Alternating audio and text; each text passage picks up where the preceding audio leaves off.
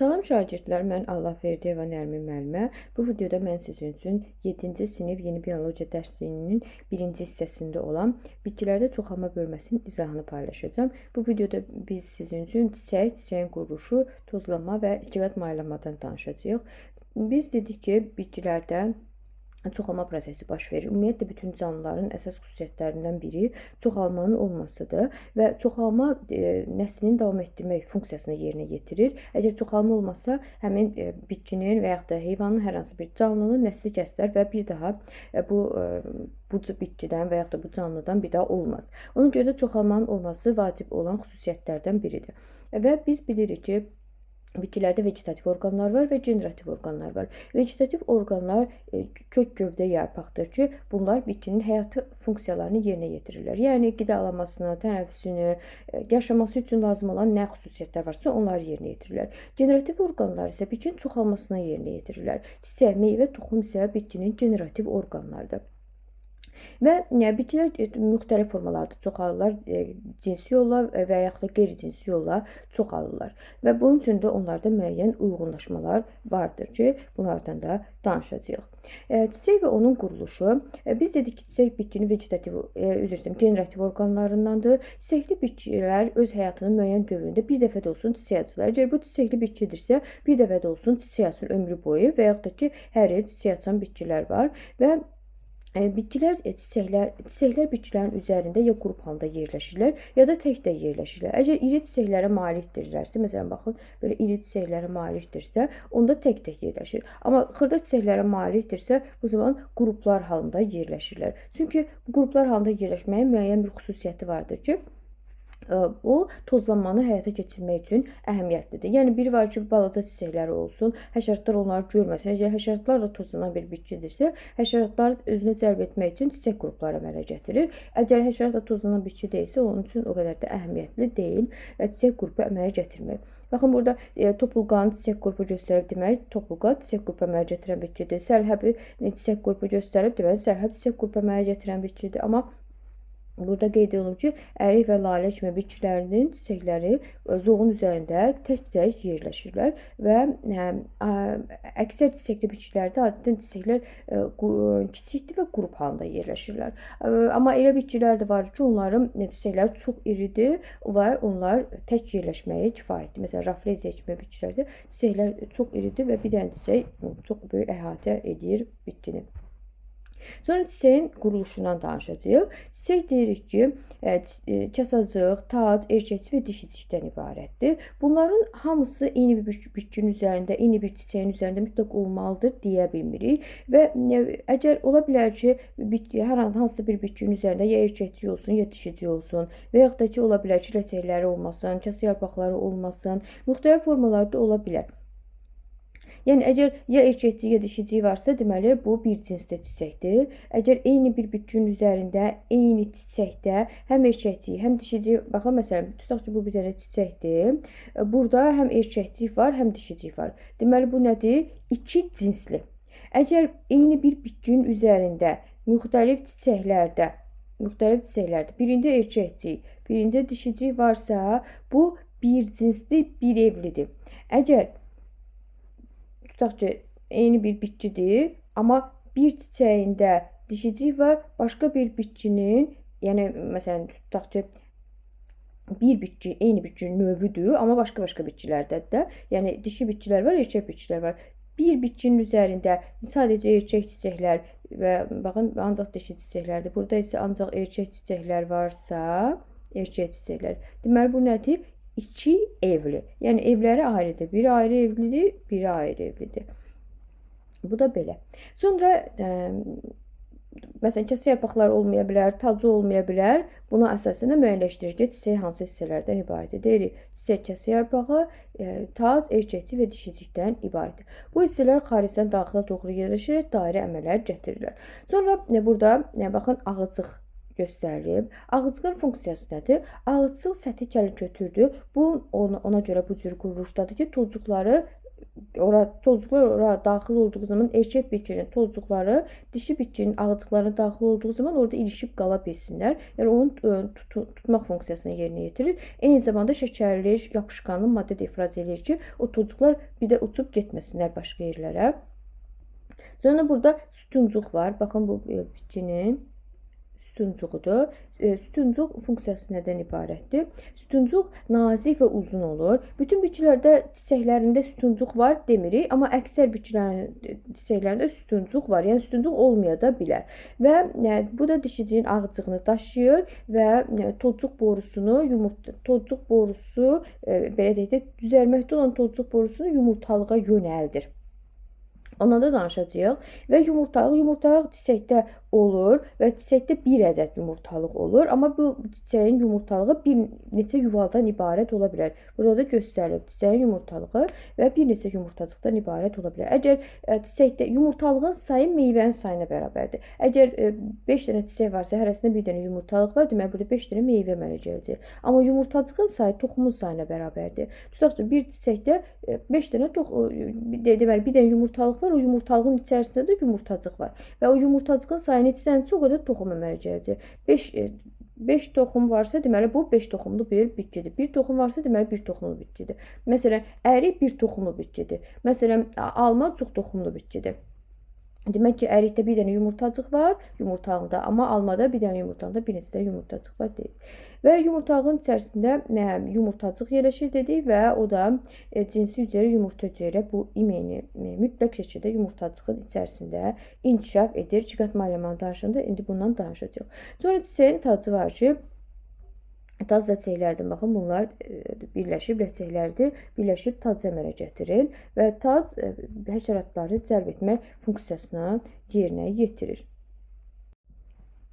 Və tacın ciqat müəllimada belə deyək də rolu ondan ibarətdir ki, tac həşəratları özünə cəlb edir və rənglərinə görə müxtəlif əlvan rənglərdə olur. Həşəratlar özünə cəlb edir və həşəratlar da tozlanan bitkilərdə xüsusilə daha yaxşı inkişaf etmişdir.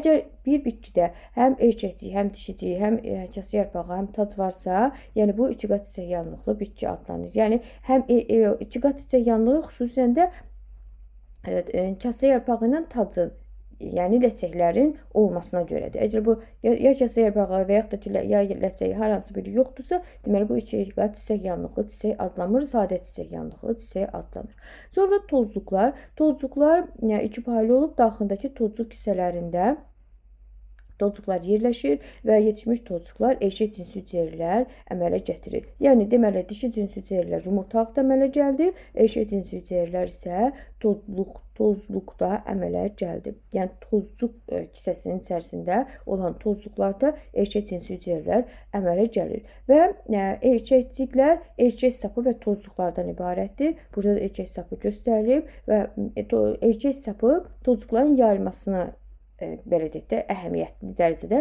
funksiyası var ki, tozluqlar erkək sapı titrədikcə tozluqlar ətrafa səpələnə bilir. Sonra burada kasacıq göstərilmişdir. Kasacıq və kasacıq əsasən yaşıl və qonur rənglərdə olur. Kasa yarpaqlarından ibarətdir. Kasa yarpaqları birləşib kasacığı əmələ gətirir. Çiçək yanlığını xarici təsirlərdən qorumaq funksiyasını yerinə yetirir. Yəni, əgər çiçək hələ açılmayıbsa, onun xarici təsirlərdən qorumaq funksiyasını yerinə yetirir. Kasacıqlar, yəni kasacığı əmələ gətirən kasa yarpaqları bitişik də ola bilər, sərbəst də yerləşə bilər, amma adətən kasa yarpaqları bitişik olur. Sonra çiçək saplağı. Bitkidə çiçək saplağı ola da bilər, olmaya da bilər. Mütləq şəkildə çiçək saplağı olacaq deyə bilərik. Əgər çiçək saplağı yoxdursa, deməli bu oturaq çiçəklərə aiddir. Və genişlənmiş hissəsində çiçək yatağında isə çiçəyin digər hissələri yerləşir. Bu da belə. Sonra onu da qeyd edirik ki, çiçəkdə, yəni çiçək şəklini dəyişmiş zoğdur və çiçəkdə çiçək saplağı və çiçək yatağı gövdənin şəkil dəyişməsidir. Amma kasa yarpaqları, ləçəklər, erkəkciklər və dişicik isə yarpağın şəkil dəyişməsidir deyə qeyd edirik. Bu da belə. Sonra kasacıq və ta çiçəyin vegetativ hissələri olub çiçək yanlığını təşkil edir və bəzən çiçəklər ola bilər ki, bayaq da qeyd etdik ki, onlarda çiçək yanlığı, kasacıq və tac olmur və bunlar eyni cinsli yarpaqcıqlardan ibarət olmuş olur. Xüsusilə də dağ laləsi və zambaq kimi bitkilərdə, yəni burada da göstərilib kəs yarpağı və ləçəkləri yoxdur. Yəni sadə çiçək yanlıqlı çiçəklər adlanır. Erkəkçi və dişici çiçəyin əsas hissələridir və çiçəyin çoxalmasında, yəni bitkinin çoxalmasında iştirak edir ki, bunlara reproduktiv hissələr deyilir. Əgər çiçəkdə həm erkəkcik, həm dişicik, həm kəs yarpağı, həm tac varsa, yəni xüsusilə də kəs yarpağı və tacın olması onun ikiqat çiçək yanlıqlı çiçək olduğunu göstərir. Bunu da diaqramı bu şəkildədir. Mütləq şəkildə bunu öyrənirsiniz. Və bayaq da qeyd etdik ki, bəzən bitkilər ola bilər ki, bitkinin üzərində eyni çiçəkdə həm erkəkcik, həm dişicik olsun. Yəni həm erkək cinsi hüceyrələr, həm dişi cinsi hüceyrələr əmələ gəlsin. Bu cür çiçəklərə deyirlər ki, hermafrodit çiçəklər. Yəni həm erkəkcik var, həm dişicik var. Belə, sonra baxın burada da göstərilib dağ laləsinin hermafrodit çiçəyi. Deməli bunu əzbərləyirsiniz ki, dağ laləsində deməli bir çiçəkdə həm erkəkcik, həm dişicik var. Sonra çiyələyin hermafrodit çiçəyi, deməli orada da həm erkəkcik, həm dişicik var. Sonra balqabağın erkək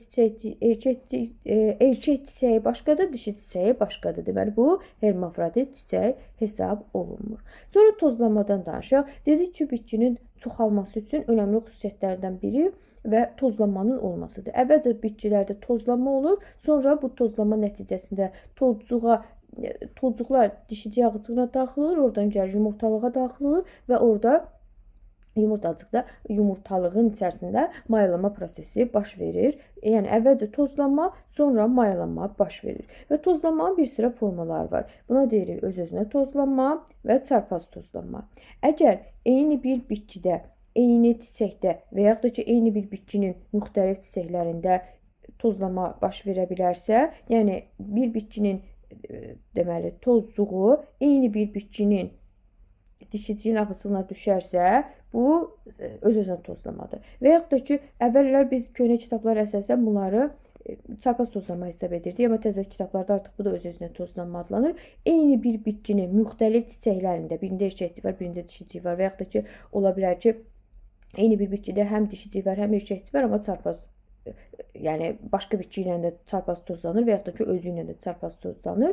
Yəni özü ilə də tozlanır. Ona biz artıq çarpaz tozlama deyirik, öz-özünə tozlama deyirik. Yəni eyni bir bitkinin eyni çiçək, müxtəlif çiçəklərində də ola bilər öz-özünə tozlanma. Yəni buradan gəlsin, bura düşsün və yaxud da ki, bu bitkinin tozcuğu gəlib ikinci bir çiçəyin tozcuğuna düşsün, deməli yumurtalığına düşsün. Yenə bu öz-özünə tozlanmadır. Yəni eyni bir çiçəkdə erkəkciyin tozcuğu dişicinin ağcığına düşsə də öz-özünə tozlamadır. Eyni bir bitkinin müxtəlif çiçəklərində birinin erkəkciyinin tozcuğu digərinin dişicinin ağcığına düşsə də bu da öz-özünə tozlamadır. Və öz-özünə tozlanan bitkilər adətən iki cinsli olur və erkəkcikləri və dişicikləri eyni vaxtda yetişməlidir. Əgər erkəkciklər dişiciklərdən üstdədirsə, yuxarıdadırsa, bu yəni eyni vaxtda yetişiblər, amma erkəkciklər dişiciklərdən yuxarı hissədə olmalıdır və bu zaman bu öz-özünə tozlana bilər. Əgər dişicik, tutaq ki, bir çiçəkdir, burada dişicik yuxarıdadır, erkəkcik aşağıdadır. Erkəkcik aşağıdadırsa, deməli bu öz-özünə tozlana bilməyəcək. Bu tozcuqları necə gətirib qoya biləcək dişicinin ağcığına? Ona görə də öz-özünə tozlana bilməyəcək. Mütləq iki cinsli olmalıdır. Mütləq erkəkcik və dişiciklər eyni vaxtda yerləşməlidir. Erkəkcik dişicikdən yuxarıda yerləşməlidir ki, bu öz-özünə tozlana bilsin. Ola bilər ki, iki cinslidir, amma öz-özünə tozlamır. Erkəkcik dişicikdən aşağıda yerləşirsə, öz-özünə tozlamır və yaxud da eyni vaxtda yetişmirsə, öz-özünə tozlamır. Adətən öz-özünə tozlanan bitkilər görkəmsiz, ətirsiz olur, amma mütləq görkəmsiz, ətirsiz olmalıdır demirik. Çünki ola bilər ki, bəzi bitkilər var ki, məsələn, noxud bitkisi öz-özünə tozlanan bir bitkidir, amma onda erkəkcik və dişicik var və eyni zamanda orada görkəmli çiçəklər də var. Yəni konkret xüsusiyyətlər bunlar demirik. Və məsələn, noxud, buğda, darı kimi bitkilərin çiçəklərində öz-özünə tozlama çiçəkləri açılana qədər davam edir, baş verir. Yəni bir var ki, çiçək açılandan sonra tozlama baş versin. Bir də çiçək açılmamış tozlama baş verir. Ondan sonra çiçəyi açılmış olur. Öz-özünə tozlama uzun müddət davam edərsə, bu zaman bitkilərdə cırlaşma olur, yəni məhsuldarlıq aşağı düşür. Öz-özünə tozlamanın əhəmiyyəti ondan ibarətdir ki, əgər hər hansı bir bitkinin xüsusiyyətlərini bəyəniriksə, görkəmini, əmələ gətirdiyi meyvələri falan bəyəniriksə, bu zaman onun öz-özünə tozlama əhəmiyyətlidir. Amma əgər uzun müddət bu proses bu cür davam edərsə, onda cırlaşma ola bilər. Yəni bəzən də çarpaz tozlandırmaq lazımdır ki, cır meyvələr əmələ gətirməsin. Yəni balaca görkəmsiz meyvələr əmələ gətirməsin.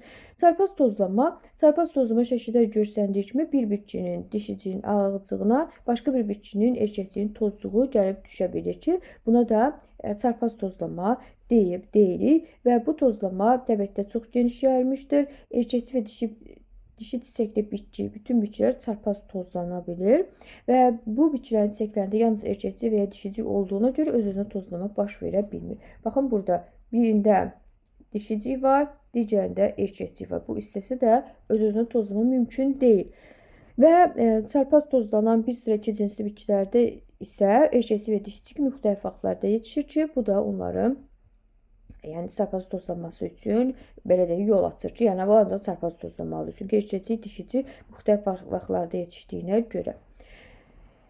Və çarpaz tozlamanın da əhəmiyyəti ondan ibarətdir ki, yenilik əmələ gəlir, yeni xüsusiyyətlər yaranır. Çünki biri var ki, ancaq bu bitkinin xüsusiyyətlərini bir neçə nəsillər üzrə daşısın. Bir də var ki, bu biri bitkinin xüsusiyyətləri də gəlir daxil olur, yeniliklər əmələ gəlir. Ona görə çarpaz tozlanır. Və çarpaz tozlanan bitkilərdə yəni həşəratlarla çarpaz tozlana bilər, külək vasitəsilə çarpaz tozlana bilər və yaxud da ki, heyvanlar vasitəsilə çarpaz tozlana bilər. Bunlar da əhəmiyyətli funksiya yerinə yetirirlər. Məsələn, əsasən gecə çiçək açan bitkilər gecə kəpənəkləri və yaxud da ki, yarasalar bilir ki, gecə həyat tərzi keçirir. Bunlarla tozlana bilər. Çox gözəl ətirə malik olan bitkilər əsasən arılar vasitəsilə tozlanır.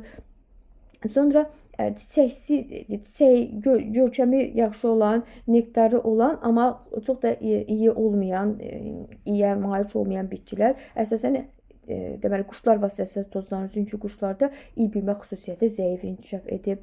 Ondan sonra deyə bilərik ki, məsələn, su vasitəsilə tozlanma var. Suda yaşayan bitkilər su vasitəsilə tozlana bilirlər. Yəni bir bitkinin tozcuqları digər bitkinin, dişicinin ağacına su vasitəsilə daxil ola bilir və yaxud da ki, heyvanlar vasitəsilə tozlanma deyə bilərik ki, birinin tozcuqları digər bir heyvanın, məsələn, arıların və yaxud da ki, digər bir bitkilərin bədənlərinə yapışır, deməli, heyvanların bədənlərinə yapışır və digər bitkilərin üzərinə düşür. Bu da onların çarpaz tozlanmasına şərait yaratmış olur. Və elə bitkilər var ki, pis iyi verir. Məsələn, rafleziya çürümüş ətiyi verən bir bitkidir və bu pis iyi verən bitkilər də milçəklər vasitəsilə tozlanır. Özünüz yəqin ki, müşahidə etmişsiniz. Xoş ətirli olan bitkilər, xoş iyi gələn yerlərdə heç vaxt milçəklər olmur. Pis iyili yerlərdə əsasən milçəklər olur ki, onlar da milçəklər vasitəsilə tozlanırlar. Bu da belə.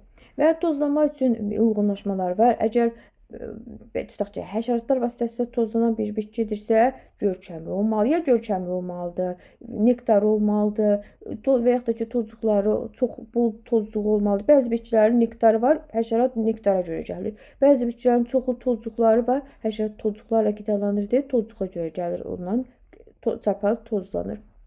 Əgər küləklə tozlanan bir bitkidirsə, onun ətirli, görkəmli olması önəmli deyil. Küləklə tozlanan bitkilərdə çoxlu tozcuqlar olmalıdır və tozcuqlar yüngül olmalıdır. Erkəkçi sapı nisbətən uzun olub, tozcuqları ətrafa səpələməyi funksiyasını yerinə yetirməlidir.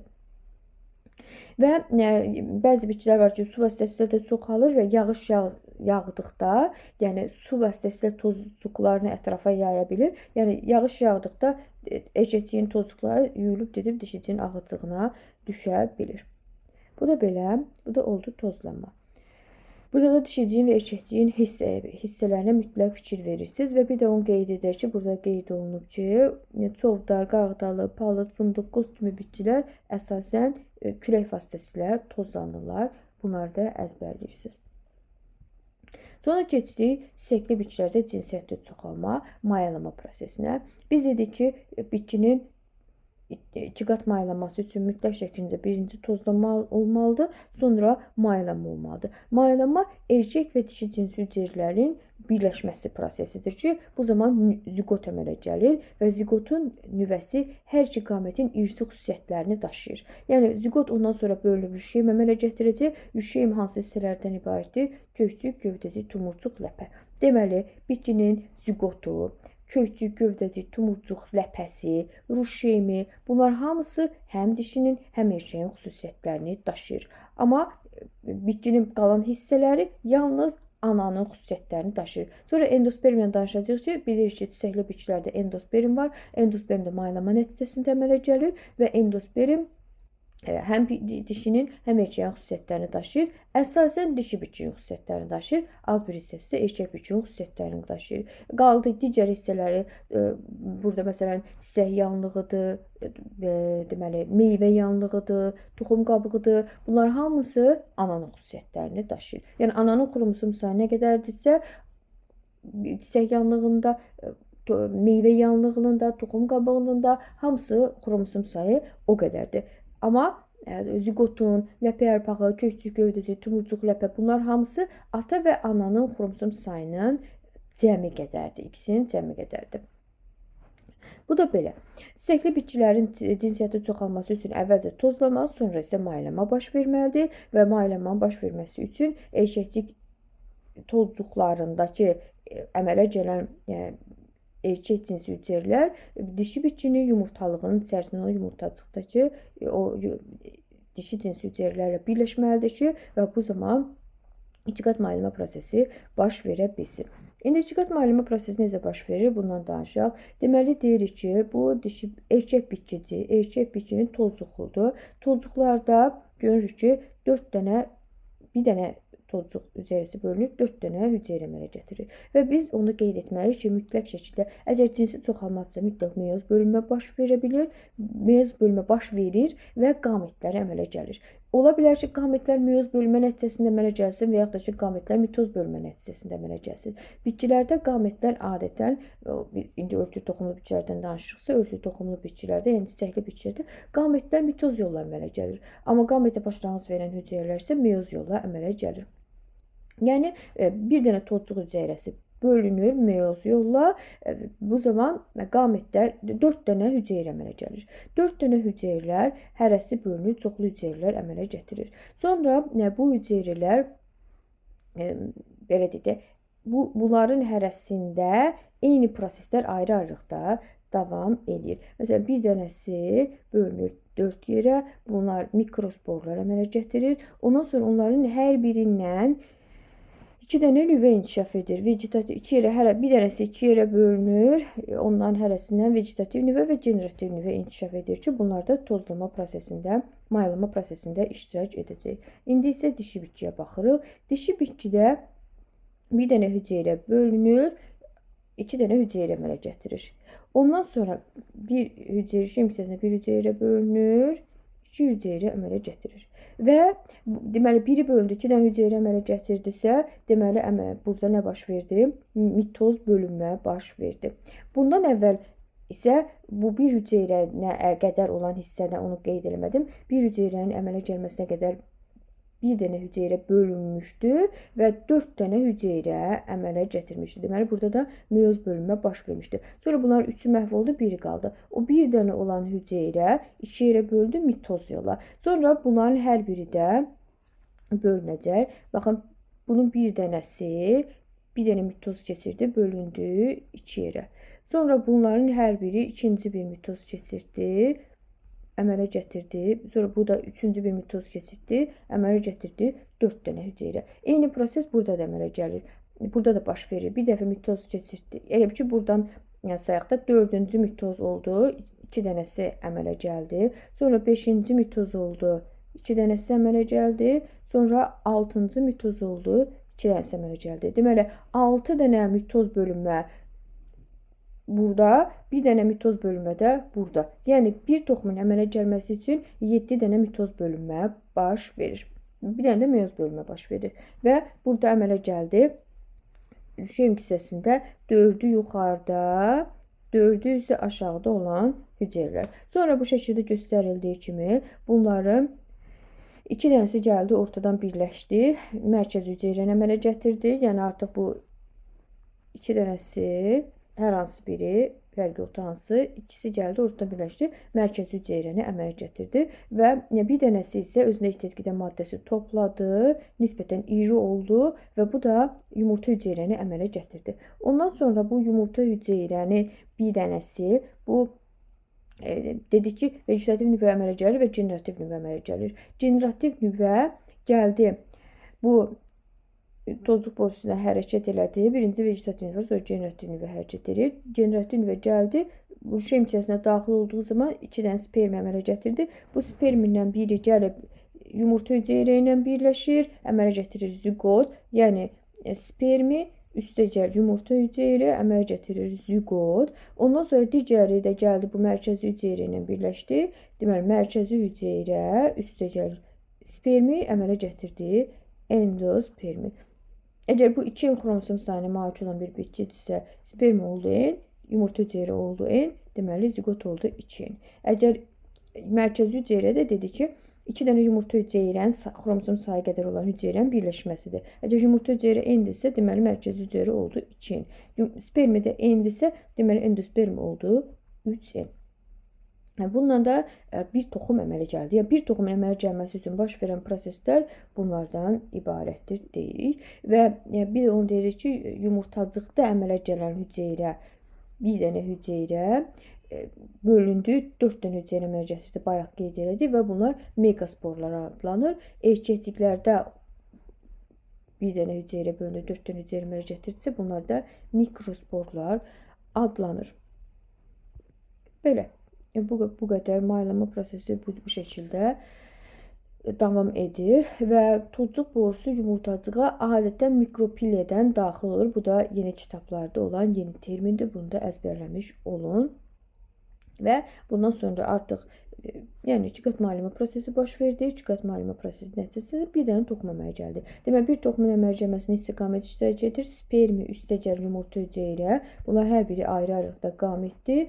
Qamət və mərkəzi hüceyrə qamət deyil, üstəgəl spermi, bu da qamətdir, əmələ gətirdi endospermi. Yəni 1, 2, 3. Bir toxumun əmələ gəlməsində 3 dənə qamət iştirak edir. Amma bizə hüceyrə soruşsa deyirik, spermi də hüceyrədir, yumurta hüceyrə də hüceyrədir, bu spermi də hüceyrədir, mərkəzi hüceyrə də hüceyrədir. Deməli, bir toxumun əmələ gəlməsində 4 dənə hüceyrə iştirak elədi və 3 dənə qamət iştirak elədi. Bir dənə bu hissəyə də fikir verək. Dedik ki, rüşeym hissəsində 8 dənə hüceyrə olur. 8 dənə hüceyrə olur. Bunun bir dənəsi böyüdü, yumurta hüceyrəyə çevrildi və maylamada iştirak elədi. Yuxarıdan biri, aşağıdan biri gəldi. Burada mərkəzi hüceyrəni əmələ gətirdi və deməli bu 2 dənəsi də 2 qat maylama prosesində iştirak elədi. Deməli 2 dənə də spermi gəlib burada 2 qat maylamada iştirak edəcək. Bizə desək ki, 2 qat maylama prosesində rüşeym hissəsinə maylanmada neçə hüceyrə iştirak edir? Deyəcəyik 1, 2, 3, 4, 5. 5 dənə. Neçəsi iştirak etmir deyə bizdən soruşsa, baxın buradakılar 1, 2, 3, 4, 5. Bunlar da 2 qat maylama prosesində iştirak etmir. Və onu da qeyd edim ki, yumurta hüceyrənin xromosom sayı nə qədərdirsə, bu bitkiyə görə dəyişir. Bu rüşeym hissəsində olan hüceyrələrin hər birinin xromosom sayı o qədərdir. Tutaq ki, yumurta hüceyrənin xromosom sayı 5-dirsə, deməli bunların hər biri xromosom sayı 5-dir. Bunlar da hamısının xromosom sayı 5 olmuş olur. Əgər tutaq da deyir ki, dişi bitkinin xromosom sayı 10-dursa, deməli yumurta hüceyrənin xromosom sayı, yəni qametin xromosom sayı 5-dir. Əgər bizə desə ki, erkək bitkinin xromosom sayı tutaq ki 20-dir, deməli onun qametinin, yəni spermisinin xromosom sayı 10-dur. Yəni yarısı qədər olur. İzah bu qədər şagirdlər. İnanıram ki, düşünürəm ki, anlaşıqlı dildə izah etdim. Əgər hər hansı bir hissədə sizə qaranlıq qalan hər hansı bir nüans vurğulanıbsa, o hissə yaza bilərsiniz yorumlarda və mən də izah edə bilərəm. Sağ olun, uğurlar.